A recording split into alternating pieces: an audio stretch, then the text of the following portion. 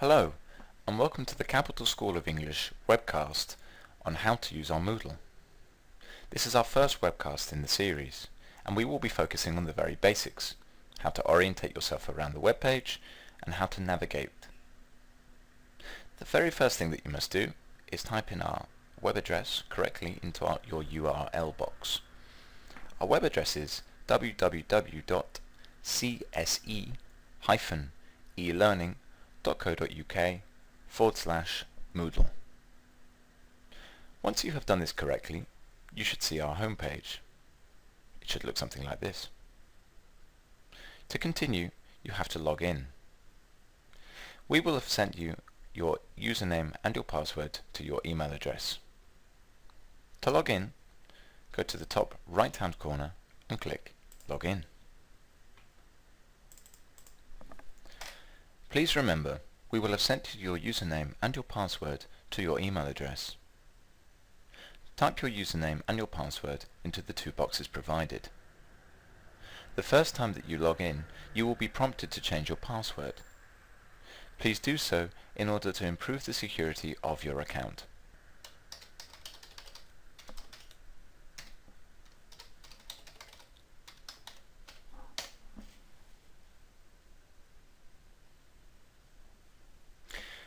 Once you have signed in, you should see your home page. Your home page displays your up-and-coming events, which we have here on the right-hand side, which will include things like task deadlines and submission dates. We also have our Twitter feed, and more importantly, in the top left-hand corner, your navigation box. Your navigation box is key to navigating around our Moodle. To look at the courses that you are signed up to, click My Courses. Once you have clicked it, you should see a list of all of the different courses to which you are signed up to. To access a course, simply click it from this list. This will then take you to the course homepage. On this homepage will be a list of all of the appropriate documents that you will need to be able to complete the course.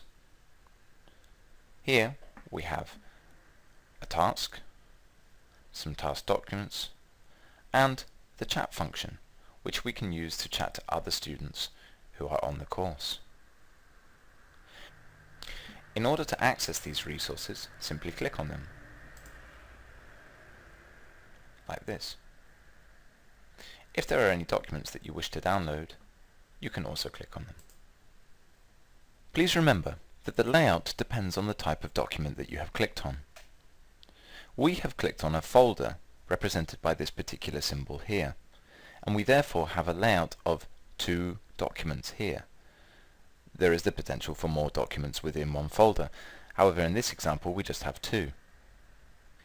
If we go back by clicking the back button on our browser, you will see that there are other different types of resources that are available to you within the course homepage. Please remember that the type of course resource that is available to you will change, so not all of the resources will be folders. Some of them might be single files that you can download directly simply by clicking on them from this particular page. Please also note that the other icons that are listed within the course documents file and other files that you will see in the future are not all resources. This one here, for example, is a task.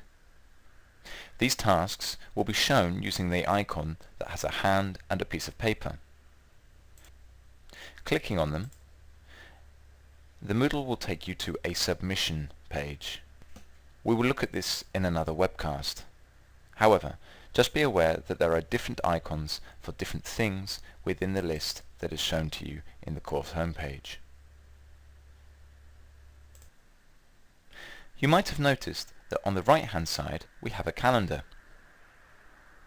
This calendar is very useful as it can list all of the different events and submission dates which are relevant to you as a student. To access the calendar, click on the particular dates that are highlighted, which show that there is an event. You will see that once we have clicked on a date that is highlighted, it gives you a description of what is required. For example, This is a task, something that somebody has had to complete, and the due date is the 23rd of December. Here we have a description of what the actual event is, and we can click on said event to take us straight there. Because this is a task, and in many cases you will have to submit tasks using the Moodle, the calendar has taken us to the submitting page for that particular task. If, however, we click on a different date, it will take us to a different part of the page which is relevant to the particular date that you have clicked on. Now let's go back to the TEFL Masters homepage. You can do that by using your navigation bar on the side. There is more than one chat function. We have done this so that you can separate the types of conversations that you have with your students depending on what you want to talk about. Here, for example, we have the Cafe Forum. In the Cafe Forum, you can simply chat about various different miscellaneous things that are or are not connected with the task at hand. To enter the chat room, click Enter the chat room, wait for it to load, and then you can write what you would like. You'll notice that there is another chat forum back in the original Masters homepage. It is within the course document section. We would ask you to use this particular section to talk only about tasks that are related to the specific course in hand. If we go back to the TEFL Masters by using our navigation bar, you will see that we have covered more or less all of the basics involved in this particular course homepage. Please note that Course Documents is only the first of many different sections related to your specific course that will appear throughout your course. We will now end this webcast. Thank you for listening, and watch out for the second one. Goodbye.